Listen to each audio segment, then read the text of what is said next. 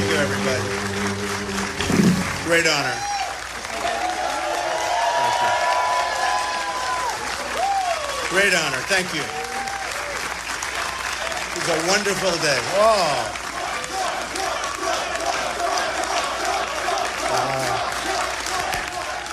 On a Saturday morning yet. Isn't that nice? Thank you all. And we're going to have an incredible convention. It's really going well. We're going to have an incredible convention. Yeah, you are. And we're going to get things solved, and we're going to do lots of wonderful things for our country, most importantly. So I'm here today to introduce the man who will be my partner in this campaign and the White House to fix our rigged system. We are in a rigged system. And to make America safe again, and to make America great again.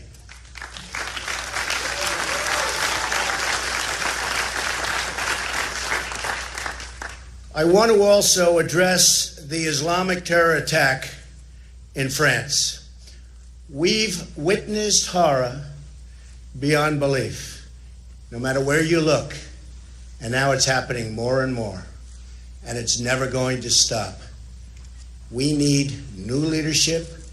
We need new thinking. We need strength. We need, in our country, law and order. And if I'm elected president, that will happen.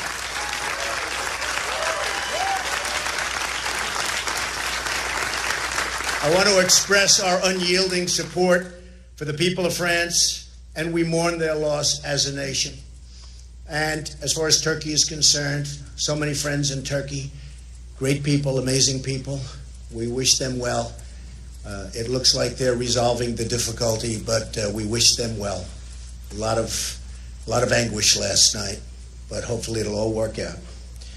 Now, as hopefully the next president of the United States, I want to refer back to what's happened over the years. The Middle East today is more unstable than ever before.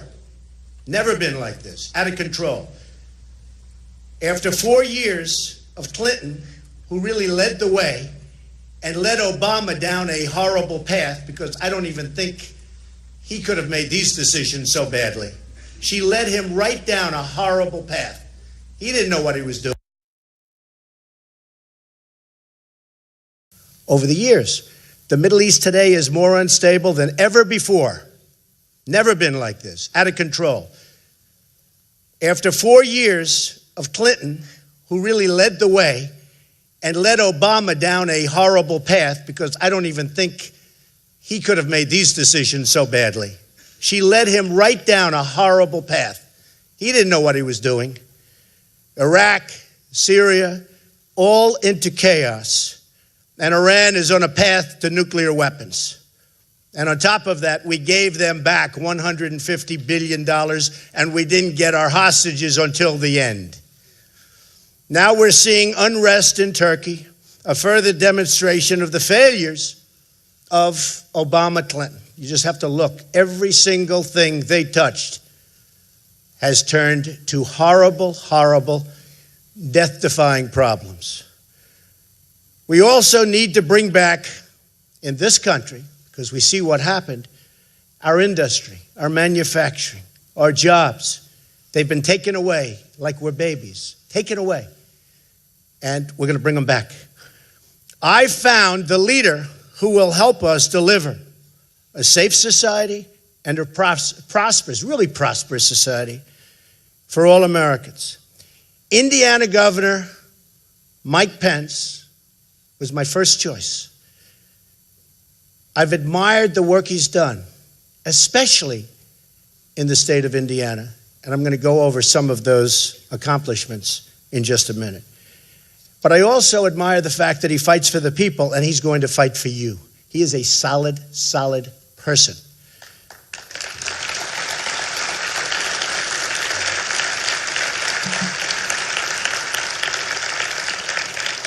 Governor Pence served Indiana with distinction in Congress.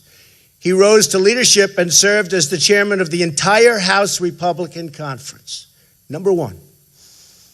He's really got the skills of a highly talented executive, leading the state of Indiana to jobs, growth, and opportunity, in spite of the relentless obstacles put in his way and every state's way by the Obama administration. It's horrible out there. High taxes and regulations, and it's out of control. Mike Pence is a man of honor, character, and honesty. We know that. Hillary Clinton is the embodiment of corruption. She's a corrupt person. What she's done with her emails, what she's done with so many things, and I see the ads up all the time, the ads. She's totally bought and paid for by Wall Street, the special interests, the lobbyists, 100%. She's crooked Hillary.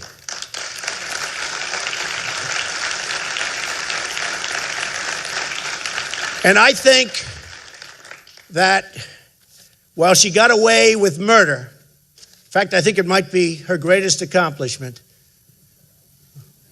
escaping the recent scandal and her lies and the loss of 33,000 emails. But it wasn't a loss. She discarded. That in itself is a major crime.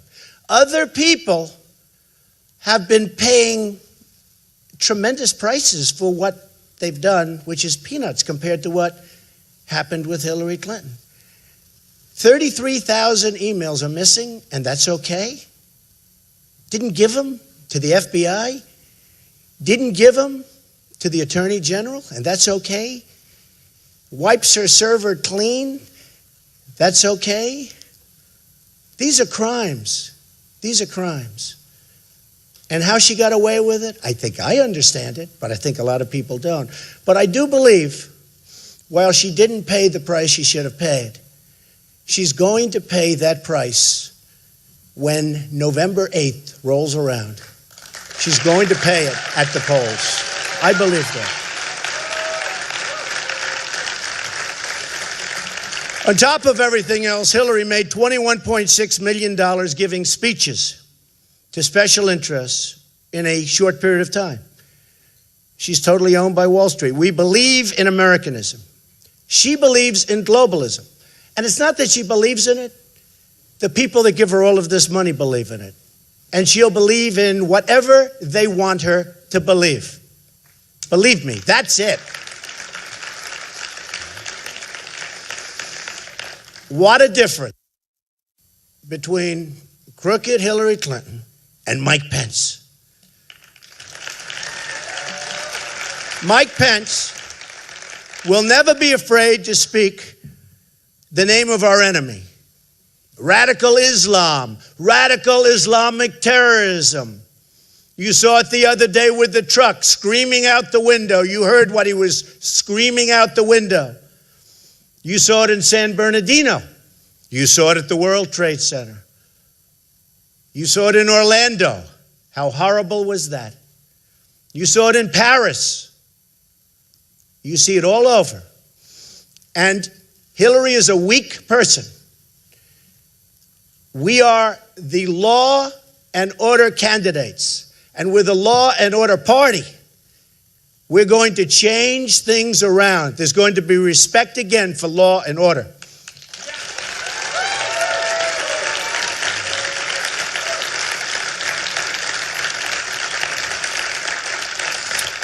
Hillary Clinton's foreign policy helped launch ISIS. You know, she's talking. I see the ads she puts on.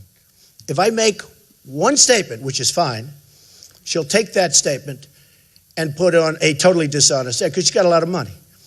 Because it's given to her by the lobbyists and by the special interests. She's got a lot of money. But I see the ads on foreign policy. She's talking about Donald Trump doesn't have foreign policy experience. Of course not. I've been a very, very, very successful business person. I mean, but if you look at my calls, I said, don't go into Iraq. Nobody cared because I was a business person. I was a civilian. Take the oil. Many, many calls I've made. You take a look. I said that in Scotland and in the UK, that was going to happen. I was the one that predicted it. And everybody said, he's wrong, he's wrong.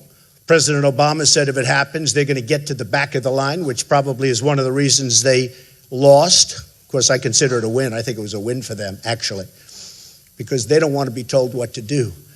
And they don't want to be told that when people pour into the country, they have to take them even if they're not qualified, even if they don't have paperwork, even if they have no idea where they come from. And I said that Brexit's going to happen. I said that they are going to break away. And everybody laughed at me. And the odds were 20%. And then when it happened, she took an ad saying, oh, Donald Trump said this or that. But I'm the one that said it was going to happen. And some of the more fair reporters, about 30% of them, said he was right. I appreciate that. 70% didn't, so that's okay. So Mike Pence will never be afraid to speak the name of our enemy. So important. Now, I think if you look at one of the big reasons that I chose Mike, and one of the reasons is party unity, I have to be honest. So many people have said party unity because I'm an outsider. I want to be an outsider. I think it's one of the reasons I won in landslides. I won in landslides. This wasn't close. This wasn't close.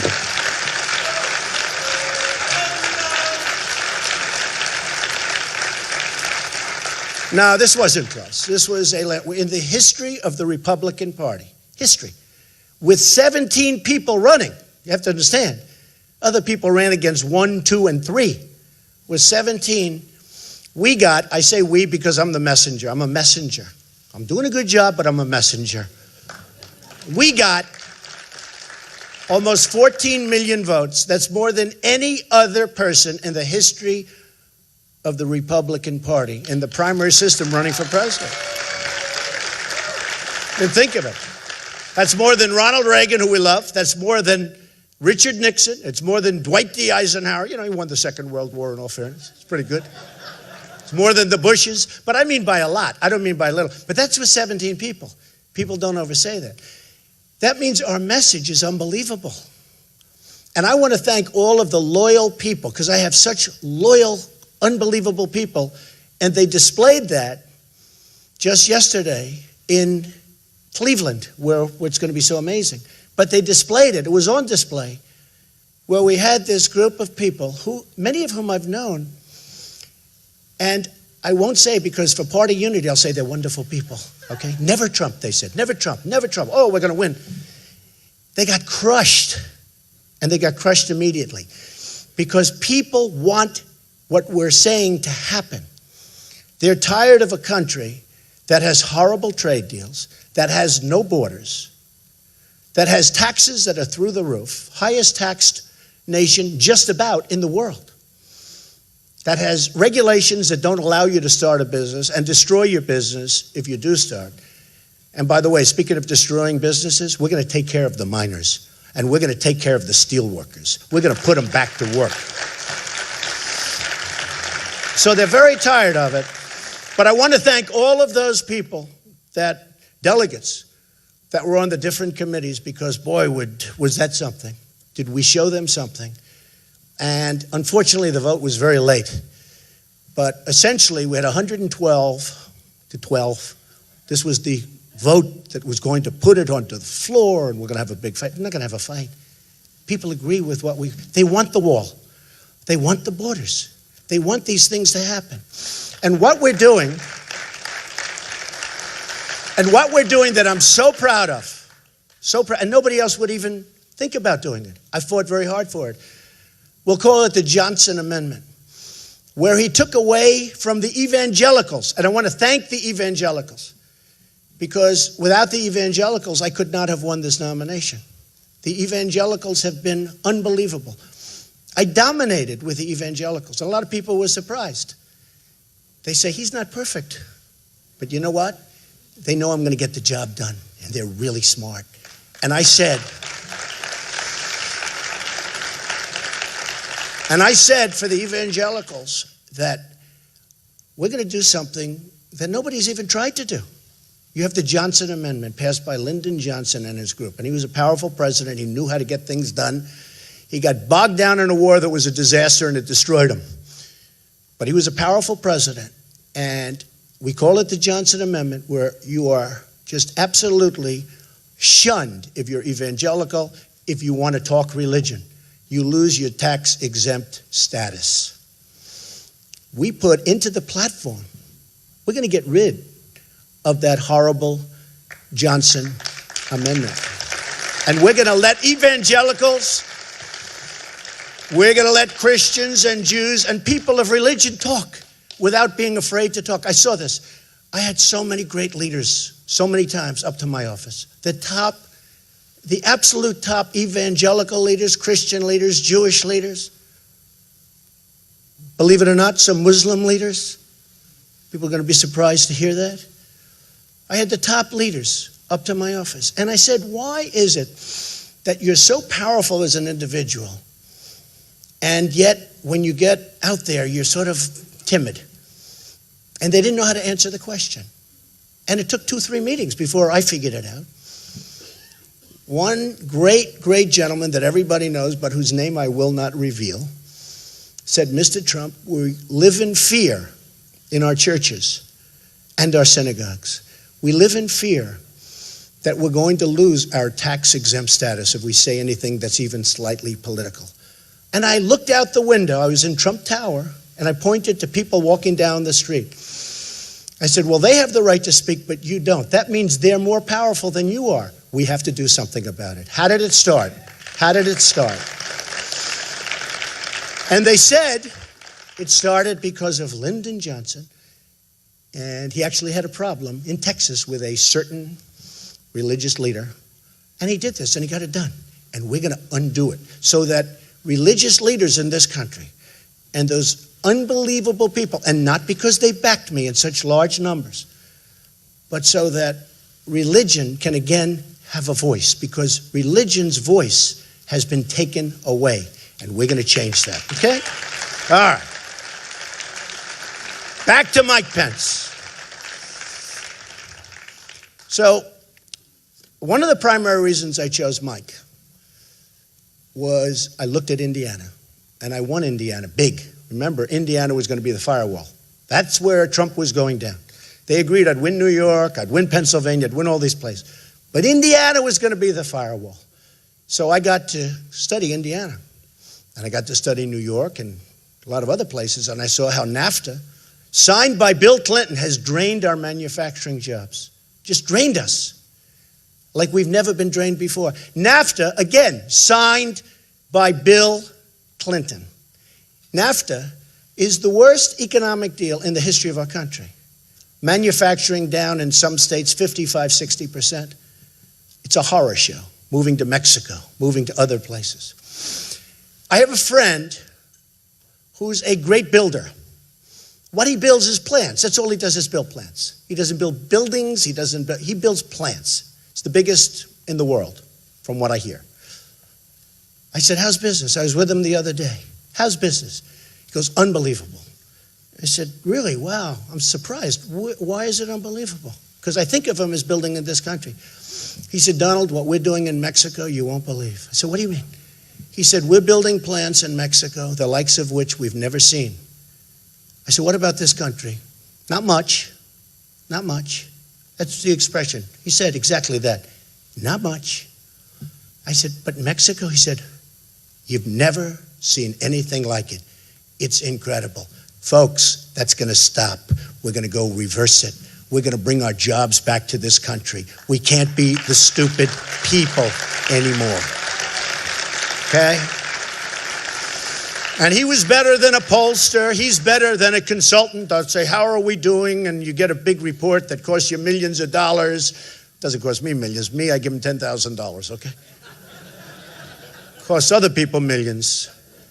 Costs other campaigns millions to get a report. Every time they get a report, it's millions. But I'll tell you what, a guy like this is better than anybody you can hire to do a report. And he said it. He didn't say it from the standpoint of he's upset about it. Just fact. How are we doing? Unbelievable in Mexico. In fact, he actually said, I've never, ever seen anything like it. And if you look, Ford is building massive plants there instead of Michigan. We want them to build them in Michigan. They're going to build them in Michigan. And you know that I know how to do that. So easy. So easy. But they're not going to do, and they're not going to take advantage of us without retribution. There are consequences when you fire thousands of people and move to another country and then think you're going to make your product and sell it in here, there are consequences. And those consequences are going to keep companies in our country. It's very simple. And everybody here knows what the consequences are. But I won't say that because I'm much more interested right now in Mike. Indiana's unemployment rate, and this is the primary reason I wanted Mike, other than he looks very good, other than he's got an incredible family, incredible wife and family. Karen is amazing. Incredible family. Highly respected, expected to go for another 4 years. He would have won, I think, very easily in Indiana. Indiana, their unemployment rate has fallen when he was there, when he started, 8.4% when he was governor, when he took over, to less than 5% in May of 2016. Since January 2013, Indiana's labor force has increased by more than 186,000 jobs. You have to understand, I've gone around to all these states. I've gone to all of them. And every time I have statisticians, I say, give me the stats on the state. And it's always bad. Down, down, down. Down 40%, 50%, 60% in some cases. Here's somebody where it's gone up. Private sector job growth is up by more than 147,000 jobs since 2013. That's like very unusual. Governor Pence balanced the budget. Can you imagine a balanced budget? Our budget's so out of whack in this country, we don't know what we're doing. We're going to owe very soon $21 trillion. He balanced the budget. They don't know what that means. Governor Pence balanced the budget, produced a surplus, and maintains a $2 billion reserve fund in the state of Indiana. It's also rated AAA. Their bonds are rated AAA. Very few states have that. AAA. The best. That's as good as you can get. Whether you're a company, a state, AAA. Indiana was recently recognized by Chief Executive Magazine as the #1 state in the Midwest for business. #1. And it's not even close. There are approximately 34,000 fewer Hoosiers on unemployment insurance now than they were when Mike Pence took office. So you have fewer Hoosiers, fewer people from Indiana. Besides that, Bobby Knight, my friend who really did help me. I mean, if you want to reference Bobby Knight in Indiana, we love Bobby Knight. But he agrees with everything I'm saying. He loves the governor. Indiana has the second lowest unemployment rate in the nation for veterans, where nobody's fighting for the veterans like I'm fighting for the veterans. The veterans have been left behind. If you remember a few months ago, Hillary Clinton said, they're doing much better. The VA is much better. They're doing a much better job than people give it credit for. People are dying in line waiting for 5-6 days for doctors. People are dying, they can't even see a doctor. It's a scandal. Take a look at what's happening with the VA in Arizona. Take a look at what's happening with, just the Veterans Administration hospitals. It's a scandal. It's corrupt. It's incompetent. It's a scandal. And Hillary Clinton thought it was just fine. And boy, am I going to win big with the veterans. I mean, we know that for a fact. So it's now 2.4% for veterans. In 2013, when Mike Pence took office, the rate for veterans was 6.7. It was 31st in the nation, one of the bad ones. And now it's almost the best. Got them jobs. Got them jobs. Indianapolis is ranked second in top 10 metro areas for young college graduates. That's a great thing. They're going to stay there. That's a great thing. And Mike worked hard on that. He was telling me that was not easy. Under Governor Pence's leadership, Indiana enacted the largest K-12 education funding increase in the state's history. So you're balancing budgets, and yet you're giving more money to education. Isn't that a great thing? Indiana has just about the largest school choice program in America. School choice is where it's at, folks. You want to get your schools better. You've got to get rid of Common Core fast. Governor Pence enacted the largest income tax cut in the state's history. Think of that. We're cutting taxes and balancing budgets. And along with corporate tax reform, just about number one in the country. CNBC ranked Indiana first in the nation for its infrastructure. So with all of these cuts and all of these balancing budgets, we're spending more money on education, and the infrastructure is kept up. That had so much, look, as a builder, nobody in the history of this country has ever known so much about infrastructure as Donald Trump. I build infrastructure. Do I know how to build a wall? Do I know how to build infrastructure? You know, it's very interesting. We're building, I won which is pretty amazing in the Obama administration, but I won the right to have the old post office building on Pennsylvania Avenue, right near the White House.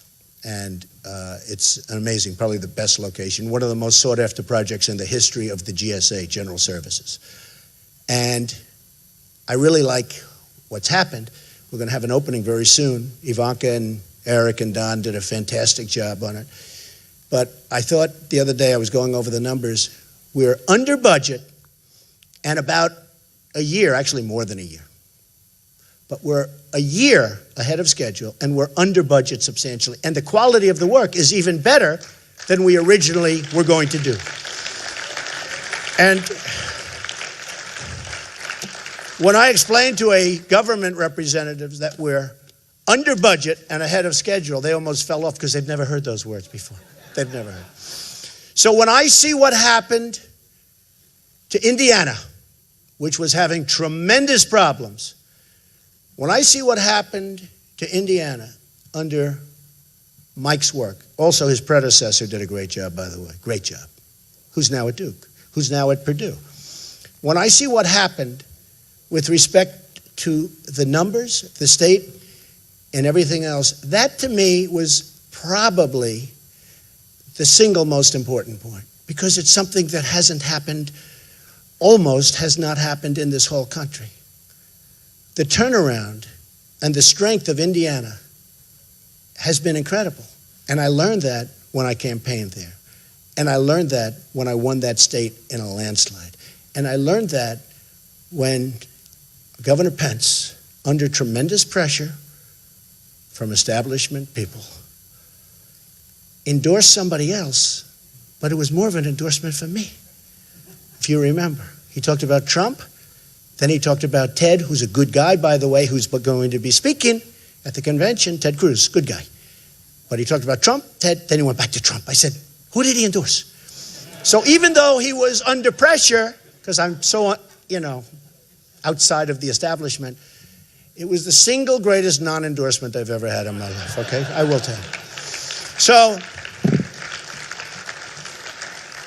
with that, I would like to introduce a man who I truly believe will be outstanding in every way and will be the next Vice President of the United States, Governor Mike Pence. Thank you. Thank you, everybody. Thank you.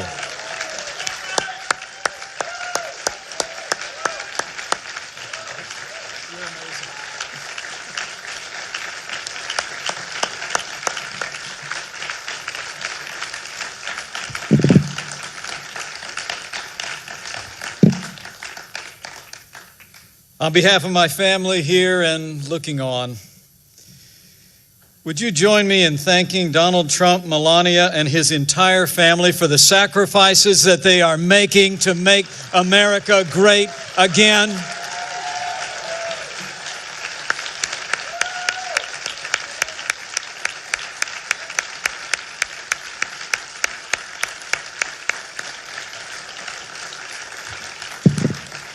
And I thank Donald Trump for the confidence you've placed in us.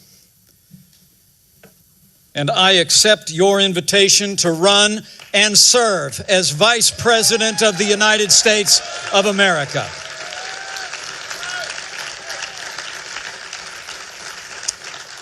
I come to this moment deeply humbled, but with a grateful heart. Grateful to God for his amazing grace.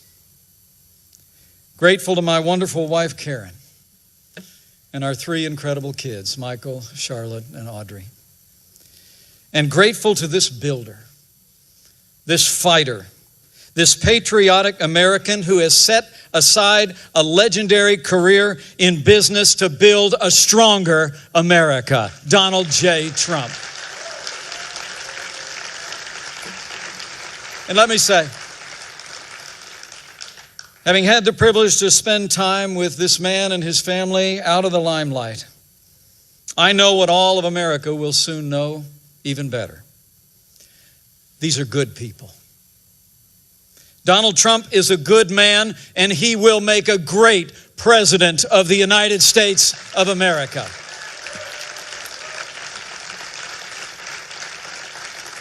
Donald Trump understands the frustrations and the hopes of the American people like no leader since Ronald Reagan. The American people are tired. We're tired of being told. We're tired of being told that this is as good as it gets. We're tired of having politicians in both parties in Washington, D.C. tell us we'll get to those problems tomorrow. And as Ronald Reagan said, we're tired of being told that a little intellectual elite in a far distant capital can plan our lives better for us than we can plan them for ourselves. Donald Trump gets it, and he understands the American people.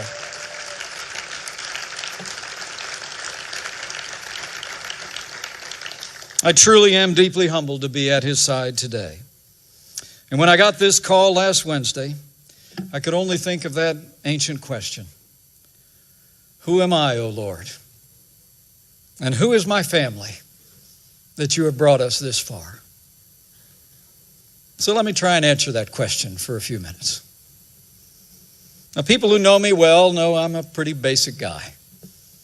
I'm a Christian, a conservative, and a Republican in that order.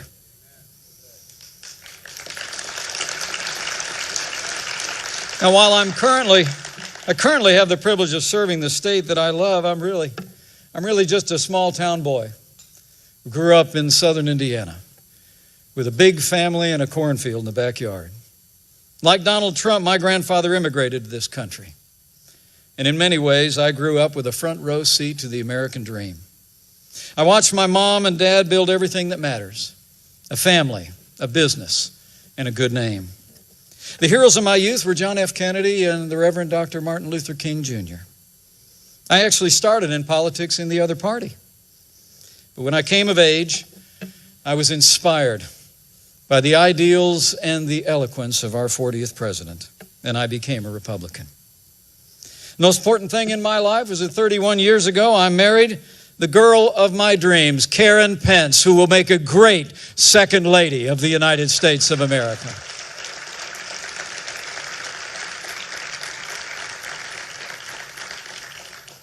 And while this office is an extraordinary office to which to aspire, the highest role I will ever play is DAD.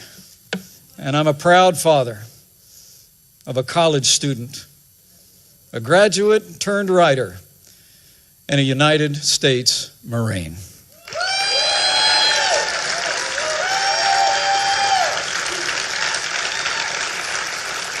You know, my career, I ran for Congress before the Republican Revolution, led by Newt Gingrich in 1994. I wasn't successful. By the time I got elected to Washington, D.C., sometimes I felt like I was elected after it was over. From almost my first day in Congress, I found myself battling the big spenders in both political parties. Whether opposing No Child Left Behind, the prescription entitlement, or the Wall Street bailout, I fought every single day for taxpayers and fiscal responsibility when I was a member of the Congress of the United States. And after the Republicans lost the Congress in 2006, I was actually unanimously elected to serve in leadership. And we fought back against the Nancy Pelosi Congress. We opposed Obamacare. We opposed their tax increases. We opposed their cap and trade. And I was part of the team that won the Congress back from Democrat control in 2010.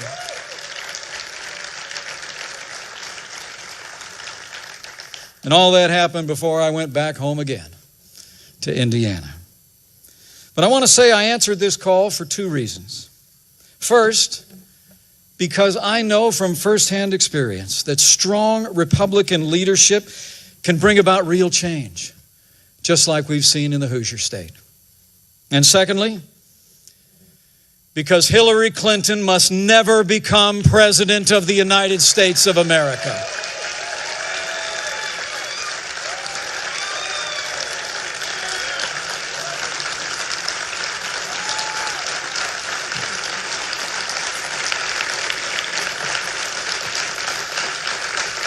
Now, on the first point, I know what I'm talking about. You know, in Indiana, we prove every day you can build a growing economy on balanced budgets, low taxes, even while making record investments in education, roads, and health care. We like to say Indiana's a state that works, and it does. Indiana works because Republican principles work every time you put them into practice. Today we have a $2 billion surplus and the highest credit rating in the nation. And since I became governor, Hoosier businesses, large and small, have created nearly 150,000 net new jobs. And we have more Hoosiers going to work than ever before in the 200-year history of the great state of Indiana. That's what Republican leadership gets you. And let me say from my heart, that's what the no-nonsense leadership of Donald J. Trump will bring to Washington, D.C. But elections are about choices. Elections are about choices. And I also joined this ticket because the choice could not be more clear. The stakes could not be higher. Americans can choose a leader who will fight to make America safe and prosperous again and bring real change, or we can elect someone who literally personifies the failed establishment in Washington, D.C. 7.5 years of Barack Obama and Hillary Clinton's policies have weakened America's place in the world and stifled our nation's economy. Terrorist attacks at home and abroad, the grim and heartbreaking scenes from France just a few short days ago, the attempted coup in Turkey, all attest to a world spinning apart. History teaches us that weakness arouses evil. Hillary Clinton and Barack Obama's foreign policy of leading from behind, moving red lines, feigning resets with a resurgent Russia and the rise of ISIS is a testament to this truth of history, and we must bring a change to America's stand in the world.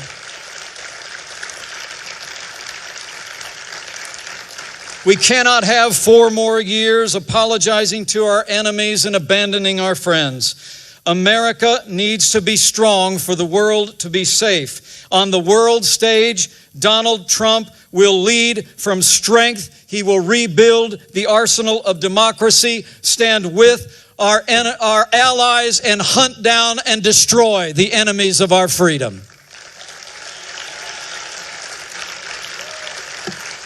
And at home, the choice is just as clear.